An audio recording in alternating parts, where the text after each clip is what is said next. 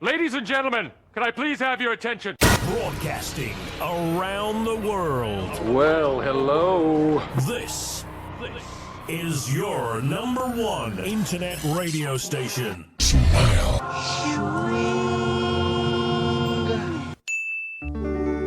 Here's my story, it's sad but true.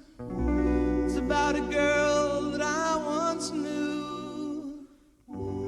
She took my love, then ran around with every single guy in town. Hey, hey, whoa.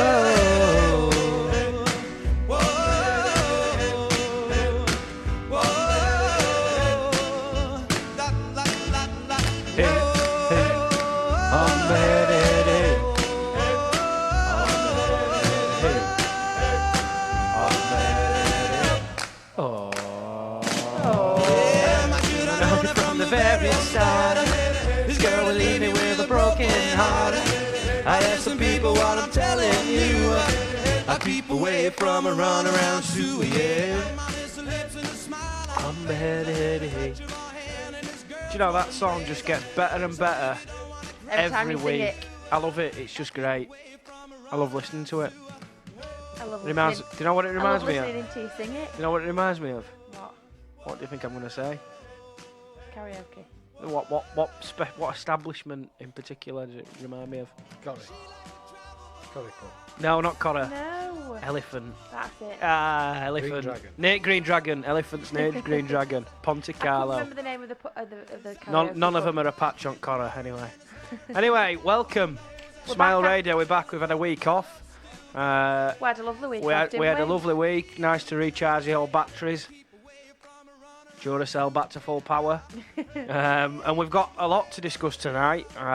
We've spent the last couple of months just talking all rugby league. Well, today we're going to be talking a lot of football. We will touch on rugby league as it's a big week, big month coming up for a lot of teams in the Super League. Yeah, we didn't change the scheduling quickly enough, so we're only on for an hour tonight. We did want to be on for an hour and a half, but we will be back on for an hour and a half. We'll try and ram week. through as much as we can in that hour. Actually, I don't know if we can be on next Wednesday. It's my dad's birthday, so we'll see. Anyway, we'll wait and see. I don't know whether I'm going to see him on his birthday or not. Right, we'll save that. that. We'll discuss that off air. Yeah. Anyway. Well, I think there's no better place to start really than transfer news, Premier League, who's going where, who's doing what. Deadline day tomorrow, 5 o'clock. It's got to a stage where I don't know who's playing for who and where's everybody going. I tell you what, I've come home from work in a good mood, and I've because of Arsenal are on fire in this window, and it looks like this next 24 hours or so is going to be massive for them. There's potentially 3 new signings coming in to go with the quality they've already brought in. Yeah, that's promising. Yeah, and you don't usually hear of Arsenal doing much transfer business. Like when obviously Arsene Wenger was renowned for not really bringing many players in when it was the transfer market. So it'll be interesting to see whether they can get those players over the line tomorrow. Well, credit to you. This is Unai Emery's, of course, first proper season in charge. I mean, he did have a full season last year, but has he had a proper transfer it's his market? Proper. Yeah, well, he has. Because it were announced after the end of the other. As soon as Wenger retired. But it's he only just came into the club then. He's now got Arsenal sort of playing his style the way he wants them, and he's now obviously bringing in players to suit his system. He's broken himself in, hasn't he? He's had a season to sort of get his head around it, how he wants his players to play, how he wants to sort of approach the Premier League, and now this is the season where we're really gonna scrutinise him as a coach, I think. So they spent nearly 80 million on Nicolas Pepe, an attacking wide midfielder. Built it last year in the league he was playing in. They're looking to sign. This was reportedly. Well, this is a massive shock to me. And his favourite on Sky is it? Are we on about Coutinho here? We are, yes. His favourite along all bookmakers. Arsenal is his favourite. Well, yeah. Well, I think he wanted to. I mean, there was talk of him going to Tottenham on loan, but he didn't want to go to a club where he was on loan. So I think if Arsenal were to sign him, they'd have to sign him permanently rather than a loan. deal. But that's what I've read. But the same breath, I've heard that Coutinho does want to leave before the window shuts. But Arsenal are only sort of prepared, I think, to loan because obviously they splashed the cash on Nicolas Pepe and they haven't got the funds to sign Coutinho for 80 million like Barca are asking. I think that there must be some sort of truth in it, or there must be some link there for him to be for Arsenal to be the favourites with the bookies. But you know, it's another one. Of course, it's an exciting signing when you consider they've got Aubameyang, Lacazette, Pepe. Ozil, so you add Coutinho into that mix, and that attacking force, if you like, is as good as any in the Premier League. It's up there with Man City and Liverpool. We were talking off air, weren't we, on the way home, that if they can pull off the signing, whether it's a loan signing or not, it'd be a fantastic addition to the players that they've already got. Obviously, you touched upon Pepe coming over. Arsenal needs someone like that. And I think he'll slot in really well, and it'd be a fantastic attacking force with all of the like you said, the likes of Aubameyang and Lacazette and Coutinho. Just adding Coutinho into there as well would be. Is that breaking news? Coutinho signs for Arsenal on a 4-year deal. Sorry about that. There we go. We're back on. Just a bit excited there with Coutinho. Richard didn't like listening to my voice, so just trying to drown me out. So Coutinho, it's in the air. It might happen. It might not. I don't think. Look, it'd be a great signing for Arsenal, but if they don't prioritise Coutinho to get in a top centre half, then I understand that as well. Kieran Tierney looks like he's going to sign the left back from Celtic, who is a solid. He'll improve Arsenal definitely at left back with Bellerin coming in at right back from injury. He's back from injury. Well, you've got Bellerin and Tierney. They're good enough fullbacks then. So that means that they need a centre half. Now, let's get on to this is a strange one. They've let Koscielny go today because he's refused to play for Arsenal and refused to train. And he's not playing in pre. He's gone to is it Bordeaux? He's gone to a French club, Bordeaux. Yeah, I can't remember. And David Luiz has done a similar stunt with Chelsea, so he's not trained for Chelsea today because he wants to sign for Arsenal.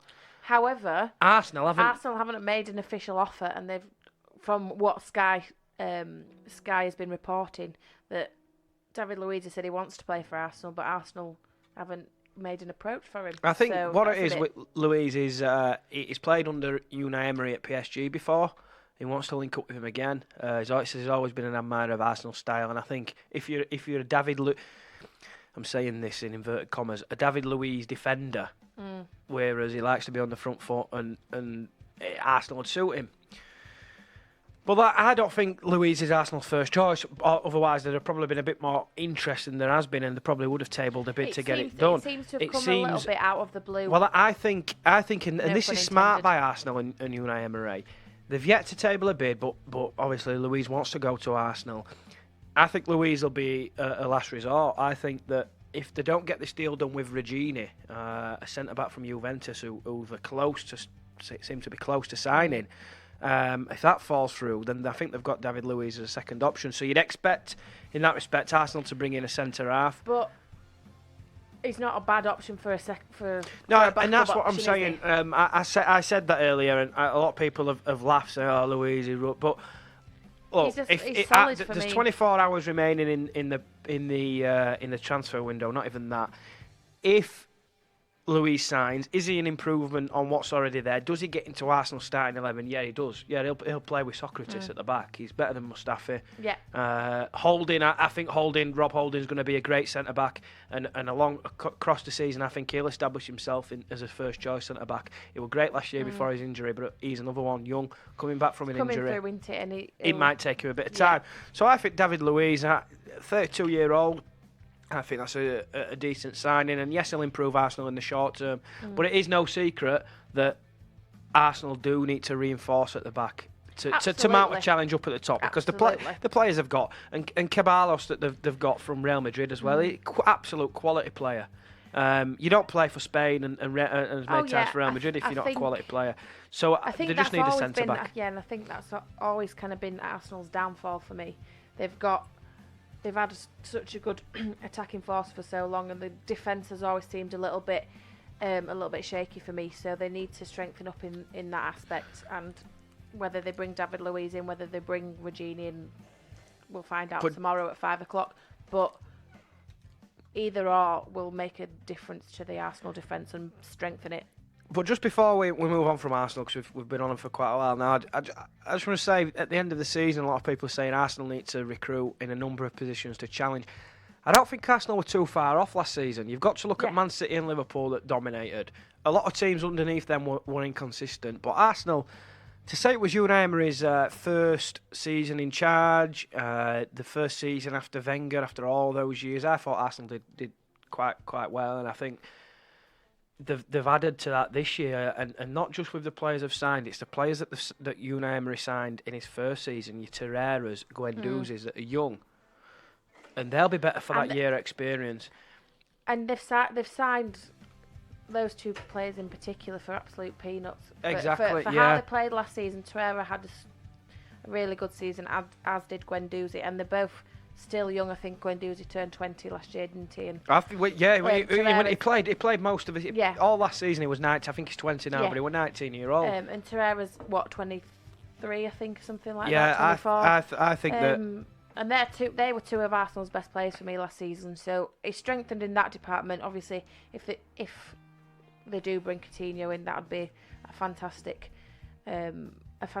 transfer. And so, like you said, the attack in the midfield, it's just that defence that needs to strengthen up. But whoever they bring in, whether it's either or of those defenders that they're looking at, it'll be an improvement. But we'll move away from Arsenal, but still linked in this next bit. Danny Welbeck today has gone to Watford. It's taken a while for Welbeck to find a club. Talk is that his wage demands have been pretty high, so clubs have been holding out, trying to wrangle him down. But Watford have won the race. There were a host of clubs interested in Welbeck. It was just a case of getting an agreement with regards to wages. Great bit of business for Watford. It's got to be for their position. Because I look at Troy Deeney, and I thought Troy Deeney were great in the Championship, but I just think he's just Premier League probably stretched too far for him at his age now. Welbeck, he's one of them that if he's fit and can stay on the pitch, he'll play every week and he'll score your goals, won't he? Oh, absolutely. And I think he'll be a very big part of that Watford side, whereas being at Arsenal maybe wasn't that important. It wasn't going to get into the first team every week. But he will be, in my opinion, he'll have to be guaranteed a starting place in that Watford lineup every week, and that's what he'll want. He'll want first team guaranteed week in, week out, and that's probably one of the reasons why he's gone there as well. And I think it's a really good bit of business by Watford. They'll be glad to have someone like him in their ranks. Yeah, definitely. Right, so Sky Sports News now in the last couple of minutes have reported Kieran Tierney and David Luiz will be Arsenal players before the deadline on Thursday. So those two moves look like they're happening. Interesting. A couple of other big sort of names doing the rounds. Well, let's talk about in the midst of all this with one of the big shocks for me yesterday when it came out. Wayne Rooney to Derby. January. I think it's... See, I'm not entirely shocked by it, to be honest, because he's doing it at the end of his MLS season. No, I mean, not in that sense shocked, but just the way there was no real rumours of him coming over to the Premier League. Not Premier League, coming over to the Championship, obviously, with Derby. I think that's a massive signing for Derby when it comes to it in January. But how old's Wayne Rooney now? I don't think he's as old 33. as well, that's it, 33. He'll do a job in the Championship for a year or two. And it's not for him as well. It's also, I know they've sort of marketed it as a player coach.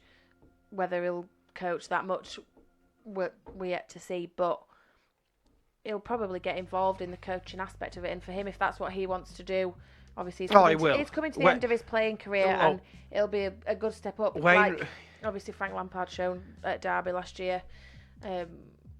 Wayne will come over. He'll do some coaching, and it's a step into coaching. Yeah. Because there's no way Wayne Rooney had come from MLS earning all them thousands of pounds to play in the Championship for Derby, unless there's got to be something. And he does want to get in coaching, and I think he will have quite a bit to do with the coaching as well. It's strange because it's a good step up for sort of stepping stone for him to get. You don't normally hear of player coaches, especially in English leagues.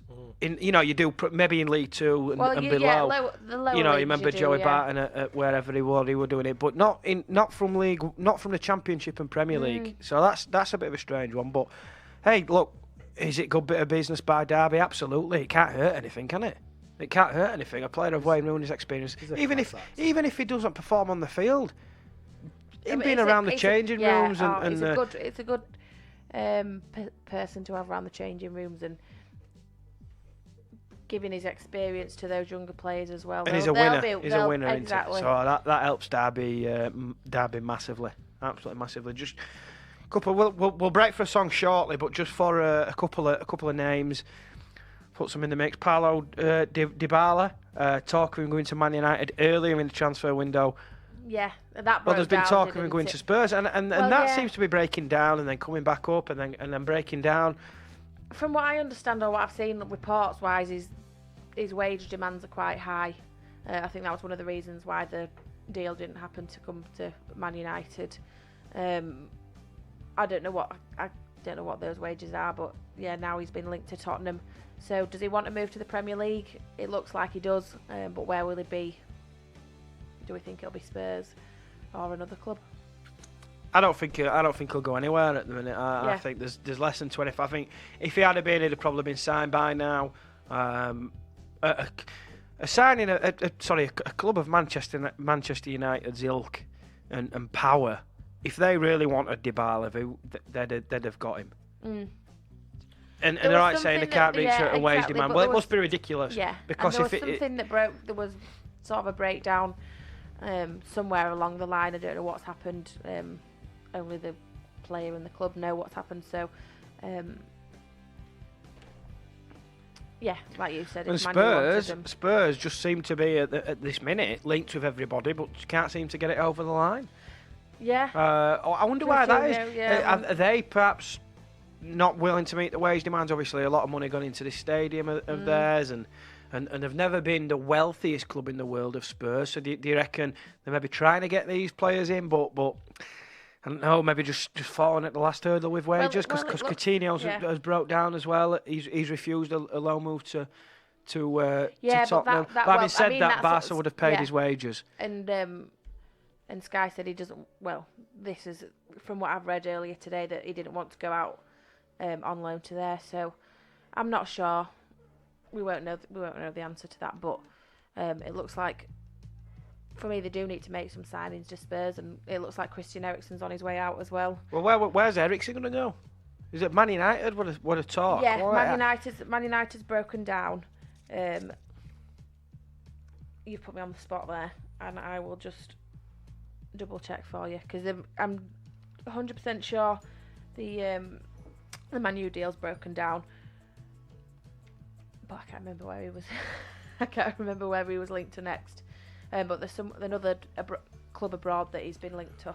I'll tell you what, we'll do a bit of research. We'll get the latest news and we'll report it back to you after the break. We're going to go with our first song. Which are chosen by Connor this week. I don't know which order I've done it in. Let's hear it for the boys. Oh yeah, bit of Denise. Oh, I'm happy with that. You're listening to On the Whistle with Connor and Zoe live on Smart Radio. We'll be right back after a bit of Denise Williams.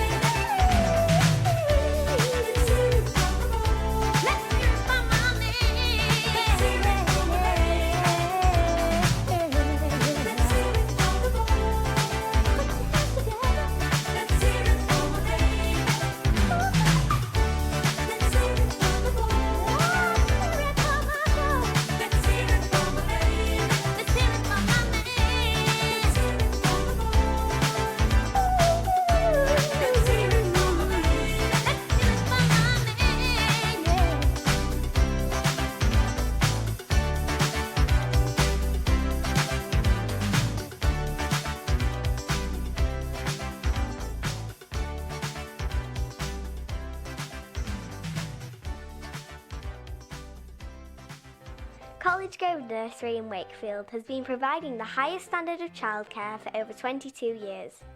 Situated on Eastmoor Road, we are close to the M1 and M62 motorway network and also convenient for Wakefield city centre, schools and major places of employment.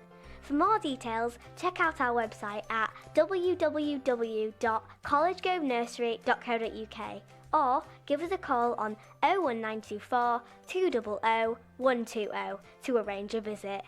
College Grove, a special nursery which takes a hand, opens a mind and touches a heart. We're back. And Zoe, good timing, great timing, you're back with us. We're back on little toilet break. We're back on Facebook Live. We've had a few issues there, but we're back on now after this song. We've done us research, haven't we? Let's pick up where we've left off. We've got his latest news. Yeah. Come on, what stories you got for us? It's like Sky Sports News with Jim White and that, innit? Am I Jeff? And you're Jeff, yeah. Who am I then? That woman who sits there with. Fitty. Well, you know me. Yeah, so as we were saying earlier, obviously Arsenal and Tottenham both linked with Philip Coutinho. It looks now unlikely to happen before tomorrow's deadline. He's obviously rejected the loan move to Tottenham. Both Barcelona and the player would prefer a permanent deal. Unlikely that any Premier League team will be able to match the 80 million price tag, which we said earlier. Wilfried Zaha, now that's one that we didn't mention before we broke for a song. He's handed in a transfer request the day before the deadline. There's already been interest from Everton and from Arsenal. We know that. Is he too late? I think he is, because I think what club's going to take him now, and where's he going to well, go? if he wanted to leave Palace and join Arsenal that much, he demanded in his transfer request before Arsenal turned their attentions to Pepe. There's not a chance of Arsenal coming back in for him at all, and I don't think there's a chance for Everton coming back in for him. I think Everton have looked at other targets. They have a few. I mean, they've tried to sign Alex Iwobi from Arsenal for 30 million, but Unai Emery's come out and said that Iwobi will stay. He doesn't want Iwobi to leave, and rightly so, because I thought Iwobi had a decent season last year and he's still only young as well. So I think Zaha's in limbo a bit now, and it's strange timing, because with a day left, Zaha's put himself in a tricky situation, because if for some reason he doesn't get a club, which there's every chance he won't get a club this late. What is his? He's in a very, very tricky. It's 6 months of his football career, essentially, until January. That's probably going to be lost. Well, because absolutely, because he'll be in and out. He'll be in and out of the Palace team, won't he? Because if you're Roy Hodgson and you're looking at Zaha and playing him and fitting him into your team, and then 24 hours before the deadline ends, he's handing in a transfer request saying he doesn't want to play for you anymore. Basically, that's what he's saying.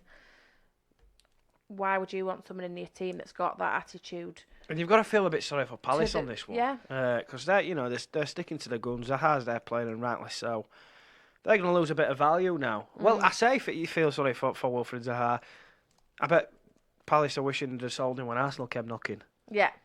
Because it's Zaha handing in a transfer request now is knocked a bit of money off his price tag. You don't think Arsenal would come in for him? No, not now. They've signed Pepe. Yeah. They don't need him. Pepe, Mkhitaryan, and Aubameyang. Because Exactly. They've got all them players. They don't need Zaha now. I'm trying to think of a club that from the top of my head that'll go to. Will Everton may come back in for him. I mean, they've been, like you said, they've been unsuccessful in a couple of bids that they've made. They've tried to obviously sign Iwobi. But yeah, will they go back in for him? That would probably be more likely. But do you know what wouldn't surprise me? Tell you now. Go on. I think Spurs may go in for him. Yeah.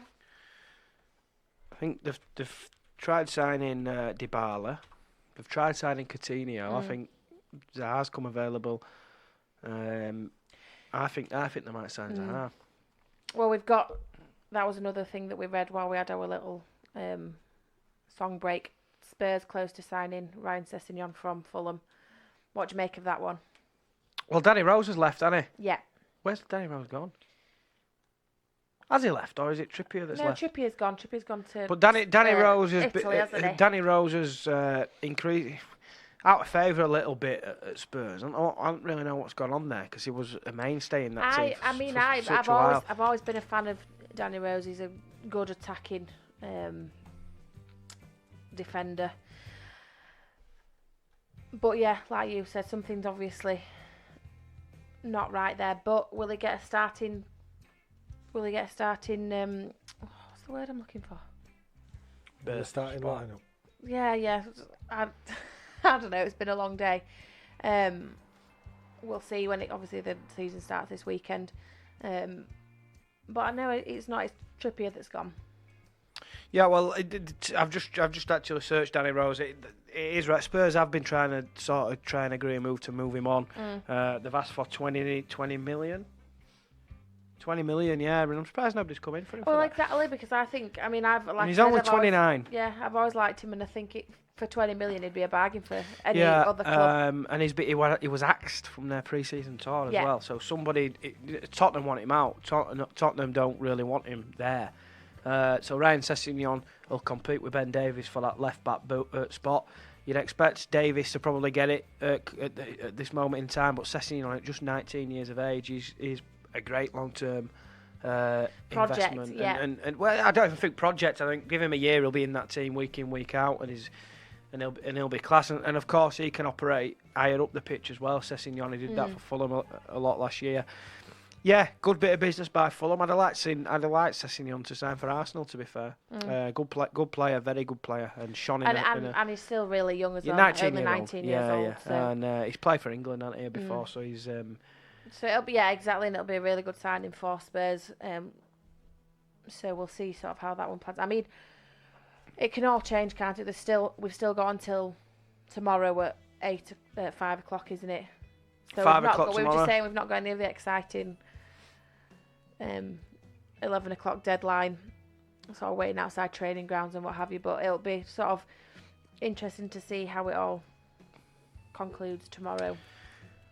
So we'll have another 5 minutes on football then. At this stage, who's your favourite for the champions? Who's your favourite to finish top come May next year? Oh, without a ball being kicked, I think that's hard to. Yeah, but I always like those wild. Oh God, yeah. But after last year, obviously you can't look past Liverpool and Man City. There's been a lot of transfers and players in and out of each club. I'm going to go Liverpool.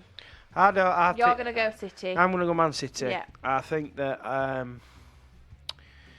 just think they've got a little bit more than Liverpool. I think Liverpool are solid. I just think that. Yeah, I think Liverpool are lacking a world class number. Well, we've been talking about clubs, and obviously Arsenal have really stepped it up a gear in this transfer window. Liverpool don't seem to have been showing any signs of interest. No, and I think Klopp's confident in the squad he's got. Of course, his players coming back from injury this year as well.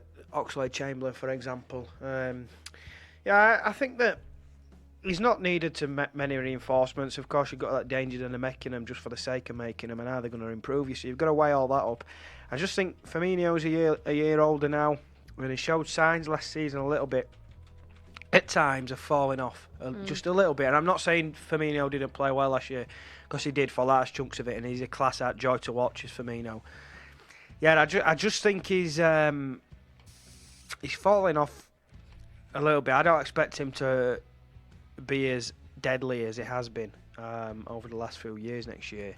So I think that they need a top quality number 9. It'd be interesting to see how Liverpool start the season. I don't think they need to straight away, do they? If they address that, maybe come January. No, I think they do. I think they do to win the Premier League. I think that's exactly. They need a number 9. They need a number 9 that's proven. Yeah, absolutely, because they were great all last year. And He's Man not City, going to drop Firmino. Man City will play him in a number 10 role. Play him to the left of a strike. What I'm saying is, you look at Man City. They've got Aguero. They've got Jesus. They've got David Silva, De Bruyne, Bernardo Silva, there's only so many of them can play. A couple are going to be on the bench. Do you know what I'm saying? That's what separates Man City and Liverpool at the minute. Of course. Liverpool, if they want to get that's to what- Man that- City's level, they need to bring in somebody else. That's And what yes, straight away, because I think that if they don't, Man City will win it again. And Liverpool were so good last year, the best team for a large part of it. Man City had spells where they were poor by their standards, and Man City still won the league. That's just because of the quality of squad players that they've but got. that's the difference between Man City and the rest of the league. But that's what I'm saying, and I'm answering your question. That's why I think Liverpool need to reinforce. Yeah. Absolutely. For me, I still think Liverpool will probably finish in the top 2 with Man City, just because of the way that they play, and they have, of course, Mane, Salah, and Firmino, a class as a trio. I just think that perhaps all 3 of them are too similar and they haven't got that focal point. That's my. I know, but they did well enough last year. I know. I'm not saying they didn't. I'm just saying that in order for them to be champions, I think they need a striker. Fair enough. Well, I'm going to go Liverpool. Who are you going for, Richard? I think it's hard to go against City, actually, based on the last year. I mean, to be fair, I think Liverpool lost it. They lost it. Liverpool were 10 points clear at one point in the season. 1 point in it. And that's it. Yeah. They lost it last season. I mean, City 10 points clear. City went under the radar. They just plodded Yeah. along nicely and got there in the end. But let's stick us necks out for the top 4 then. We've sort of agreed that Man City and Liverpool will be the top 2. Who gets those 3rd and 4th places? You're asking me. I'm going to say Chelsea and Arsenal. Not Spurs and Man United? No, I think Man United, they've made a few signings, but I think there's top 6 for me. I think Man this United will season. be in the top 6. I don't think they'll be in the top 4. Well, I think Arsenal and Man United will be the 3rd and 4th. I think that Chelsea, I think they're obviously missing Hazard. That's a massive, massive blow for them. Yeah, true. I forgot about that. Yeah, and I think that Spurs maybe. I just think at times last season they showed signs of maybe. Eriksen's lost his magic touch a little bit. Kane's not as sharp as he was a couple of years back. I just think that Spurs will be there thereabouts, probably 5th, but I think they'll miss out. I think Man United. I think they will be, but I think their lack of activity in the transfer window will go to So show. have Man United got any signings? They've signed Harry Maguire. They've signed Aaron Wan-Bissaka, who we discussed a few weeks ago. I think he's a good signing for them. That stiffens him up there defensively. They're signing a Maguire, and people are going, they cost them 80 million. Just forget for a minute how much it cost them. Just think of Harry Maguire, the player. Will he improve Man United? Definitely. The answer is 100%. Absolutely. And he's good for a goal, you know what I mean? That's it. He's a threat. He's so big. But he's mobile as well. Yeah. He'll fit straight in at centre half for Man United and improve them. Do you think Solskjaer will be still here at this time? It depends how they get on, doesn't it? I think Man U will have a good season. I think they'll be in the top 4. I just hope they stick it out with him, because I think Man U have been guilty in the last, since Alex Ferguson left. They've been guilty of wanting results straight away, and that was never going to happen when Fergie left. Well, and Fergie, when Fergie took over, though, they struggled. If you want for Mark Robinson in that FA Cup scoring, they'd already decided they were going to sack him.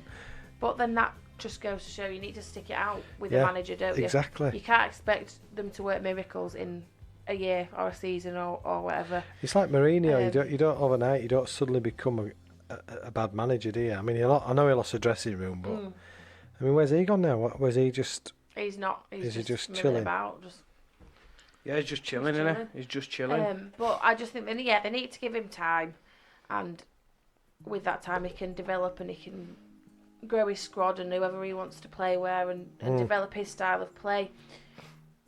But they, like you said, they do need to give him time. I think when Solskjaer was appointed, I think David Moyes still had a couple of months left on his contract. So that's what Jesus Christ. Exactly. So God, you go through all the managers that they've had since Fergie left, and it's quite a few. the Dutch one. What were he called? Louis van Gaal. Yeah. David Moyes, Mourinho. So they should stick it out with him and see what happens. I don't think they'll be there just yet, but maybe the season after. Yeah, Man United in talk was set to trigger 81 million Inaki Williams from Athletic Bilbao. Well, Lukaku's going. It looks, doesn't it, like Lukaku's going? Yeah, Lukaku's. In fact, I tell you what, Inter Milan. I think I'm surprised now Premier League clubs have gone in for Lukaku.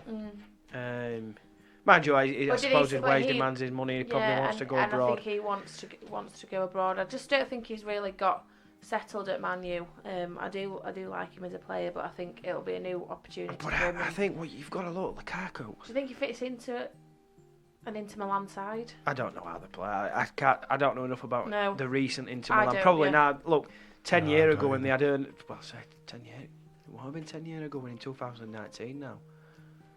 15, 16 years ago when Inter Milan had Hernan Crespo and players like that, you were impressed. Oh God, is that how long ago it was? Well, Crespo's probably about 15 years ago. It's probably 10 years since Crespo retired at least. That's when Inter Milan were good. They've dropped off in recent years, so Lukaku probably will add to that squad definitely.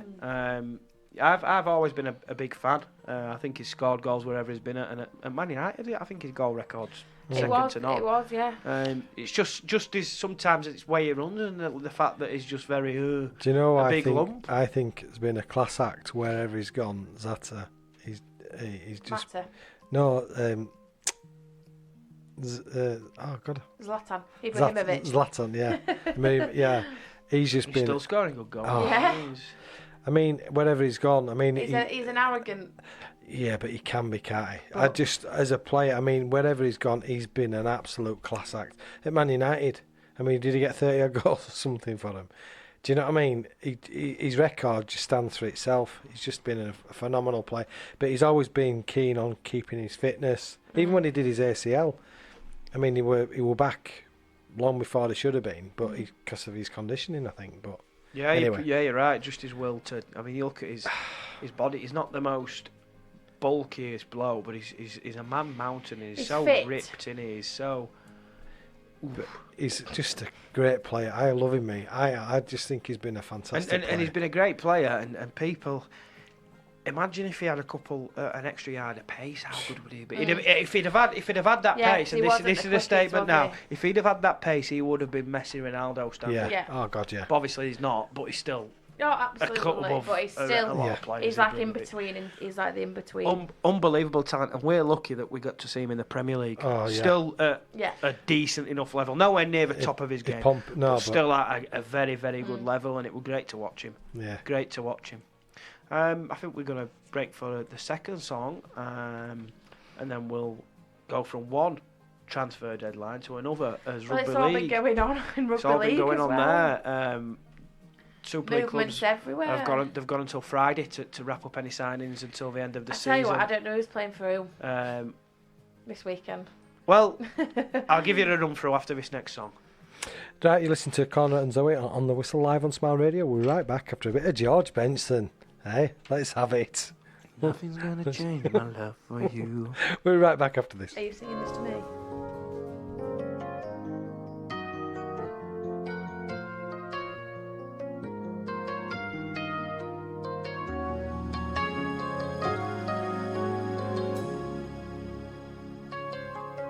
If I had to live my life without you near me, the days would all be empty. The nights would seem so long. With you I see forever oh so clearly. I might have been in love before, but it never felt this strong. Our dreams are young and we both know they'll take us where we want to go. Hold me now, touch me now. I don't want to live without you.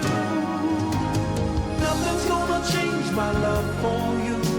You ought to know by now how much I love you.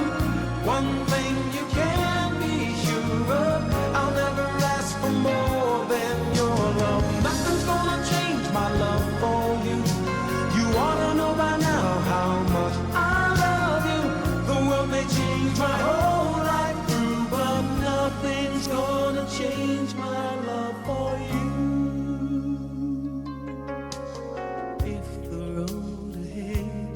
so easy. Our love will lead the way for us, like a guiding star. I'll be there for you if you should need me. You don't have to change a thing. I love you just the way you are. So come with me and share the view. I'll help you see forever too. Hold me now, touch me now. I don't want to live without you. Nothing's gonna change my love for you. You ought to know by now how much I love you. One thing you can be sure of, I'll never ask for more than your love. Nothing's gonna change my love for you. You ought to know by now how much I love you. The one that changed my whole life through, but nothing's gonna change my love. Key change. Nothing's gonna change my love for you. You ought to know by now how much I love you. One thing you can be sure of, I'll never ask for more than your love. Go on, George.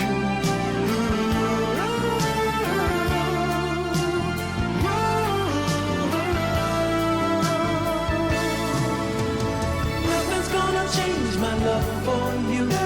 You ought to know by now how much I love you. The world may change my whole life too, but nothing's gonna change my love for you. Nothing's gonna change my love for you. You ought to know by now how much I love you. One thing you can be sure of, I'll never ask for more than your love. Nothing's gonna change my love for you. You ought to know by now how much I love you. The world may change my whole life through, but nothing. If you're looking for custom-made curtains and blinds, get yourself down to the Curtain Shop. Visit our showrooms at Kingsway Ossett or High Street Normanton. For all your curtains, blinds and upholstery needs, go to the Curtain Shop. And if you mention Smile Radio, you'll qualify for free lining for all custom-made curtains. The Curtain Shop, Kingsway Ossett and High Street Normanton. The Curtain Shop. We're back. What an absolute belter of a song. Thank Love- you. I loved you singing that to me then. Listen, it's not a problem. My pleasure. All part of the script. We're back. Thanks for joining us to those of you that are on Smile Radio and Facebook Live. I think we managed to escape the Yeah, we song there. We yeah. haven't been interrupted, so touch wood. Touch wood. We're still we we're go. still streaming live on Facebook Live. But anyway, Great stuff. So we've got just short of 15 minutes now. So we will touch up on rugby. We've done a good 45 minutes on football for a change. So we'll start with the player movement that's been going on, and we'll start. Well, yes, it's the mid-season transfer deadline, isn't it, on by Friday? Yeah, Friday, it's isn't it? Friday at Yeah. 5 p.m. I think, 3 p.m. something like that. So there's been a lot of ins and outs and players moving different clubs. Where should we start? Well, I think there's no better place to start than Bellevue. Right at home. 2 new signings brought in, potentially another one. Still trying to get another one in. But the 2 that have come in, Morgan Escaray and Chris Green. I've got Mick. You know, I think they're both good players. I just think for Escaray, a player, a back, an outside back, a natural full back, I think it'd have been better if I could have got him in about 10 weeks ago. You know, That's what I when I first saw the announcement. You mean when I first told you? Well, yeah. Makes how you wait for an announcement. I always wait for your announcements as well, but I already know about it. I was a bit confused as to why Wakefield needed to sign him at this moment in the season. I think they've already got 2 fullbacks who I don't think are any worse than. I don't think Morgan Escaray is necessarily better than the 2 fullbacks that Wakefield have got. Well, you might disagree. I don't think he is. I think he's a good player. I don't think he's had enough chance to play at Wigan. But how are Wakefield going to fit him into the side? I don't know. Chris Green, on the other hand, welcome addition. It's obvious that Wakefield need to strengthen in the forwards. So that's a welcome addition. I'm happy. I think Morgan Esquire is a great player. I'm happy that he's gone to Wakefield. It's a great signing for Wakefield, but I just don't know how he fits into the team, in my opinion. Got a message from Rob Murray. Hi, Rob, the cracking DJ from the live rooms in Cleck. Hi, Rob. Thanks for joining us, buddy. He's just saying, have the RFL hit Catalan too hard with the bans and been leaning with the wire? Well, yeah, obviously we've not even touched upon that. There was a huge... Scariest class, great signing for Wakey as well. Yeah, no, I'm not disputing. I think he's a fantastic signing, but I think, like you said, Connor, Wakefield could have done with him before now. And on to the Catalans and the Warrington. I mean, it was not very nice to see that at the end of the game, was it? But Catalans have had, I think, 4 players banned, and Warrington, I don't think have had. I think maybe 1 given a caution, which I think is a bit. When you saw the trouble at the end of the game, both on the pitch and throughout the game as well, I think they were both giving it to each other, in my opinion. So I don't understand why Warrington haven't been given further sanction as well. Yeah, I've not looked into it. No, exactly. In massive depth. Yeah, It's been obviously there's been a lot going on this week at Wakefield. I've just sort of haven't really took much notice into that. I did see little bits, and yeah, having said that, I do think it's a little bit harsh on Catalan. Potentially not harsh on Catalan. I just think Warrington haven't been given enough of a punishment. So I think that's the way to look at it, rather than saying it's harsh on Catalan. Harsh, because I think both. The only way it's harsh is in the respect that Warrington haven't got. I think both teams were out of order for the way they conducted themselves throughout the game. I think there was a lot of. There were 2 instances where they were bust up. I think it just kind of escalated at the end, and there was a lot of handbags and it needs cutting out. Of course it does. And I think, in all fair, I think the RFL have made a bit of a mistake this week in demoting James Child to the Championship. Now I know they've come out and said he hasn't been, but yes, he has. Of course, he has been demoted. Yeah, absolutely. I think. Look, he needs backing. He needs. It was the players, and it was the 2. Sorry, it was the 2 clubs that let it all down. It wasn't the referee. I think he doesn't need to be demoted. I think it's throwing him under the bus a little bit there. Yeah, James. But Child. then to come out and say that you've not demoted it, I think it's just brushing it under the carpet. Really, I think when you do demote a Super League referee to the Championship, there's got to be a reason for it. But the 2 clubs and the players need to conduct themselves better on the pitch than they did so on Saturday, because it was not very nice to watch. Another message from Robbie saying Tompkins was provoked by Manmore, who was trying to headbutt him, and Tompkins got banned for punching. Manmore not even got mentioned. So I've not seen that yeah, bit. I've not seen that bit. Did that all happen in the middle of the melee, or that a different issue? Or no, that was at the end of the game, because I think it was kind of a free-for-all at the end. Everybody was punching everybody. Yes, Rob Child did lose control. He doesn't command the same respect as other refs. I think when you've got a situation like that,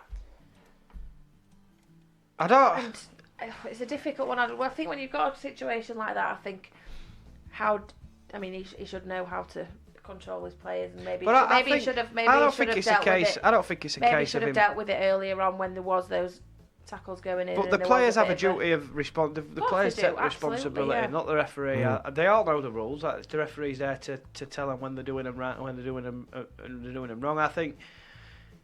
I get that it might not have happened to some extent had it been Ben Thaler reffing, but you've just got to say the players are in the wrong, and they're the ones that have caused this. Nobody else. Yeah, I don't, because he did. I mean, he sent Mackillora and Hill to the sin bin, didn't he, early on?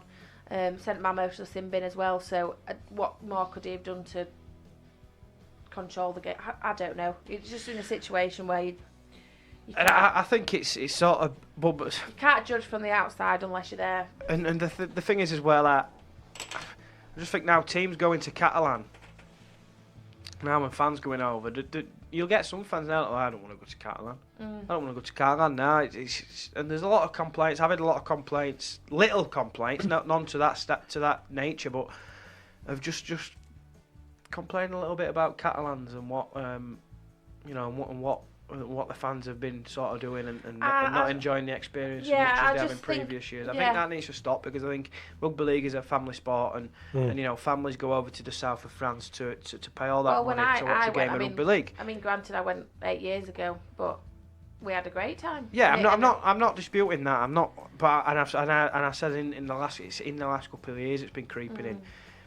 But I think after Saturday's events, I think it's very easy. There's both sides to what's happened. Warrington fans will say one thing, Catalans fans will say another thing.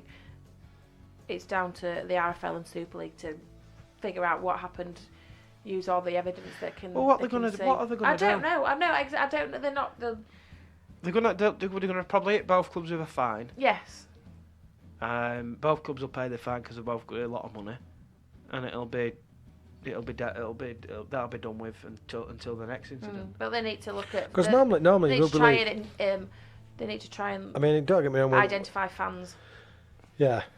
Because there was a small section of fans that, I mean, from what you can see on the video, but how they go about identifying them, you don't know. Well, hopefully it's an isolated incident, because rugby league has been renowned over the years. There's always been rivalry with rival fans, but it's never been to the point where it used to be in soccer, football, where there'd be football hooligans and stuff like that. But that's what it looked like on telly on Saturday, from what you saw from the highlights, and it just looked. They showed it on Sky Sports, and it was just disgraceful.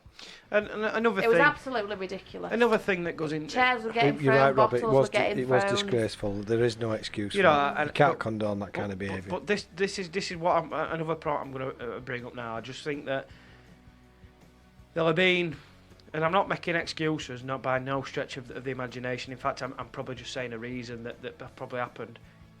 There's more alcohol drunk when you go to Catalans by away fans. They're away for the weekend, they're on holiday. There's a lot more tendencies to have a bit too much to drink, and I think that's probably played a part in that, because they go for the weekend and the weather's of course, red hot. Of course. There's a lot more tendency to get in a state which you wouldn't get in if you were going to St Helens or wherever. It's not an excuse. I'm just thinking that's probably a reason behind it. But there we go.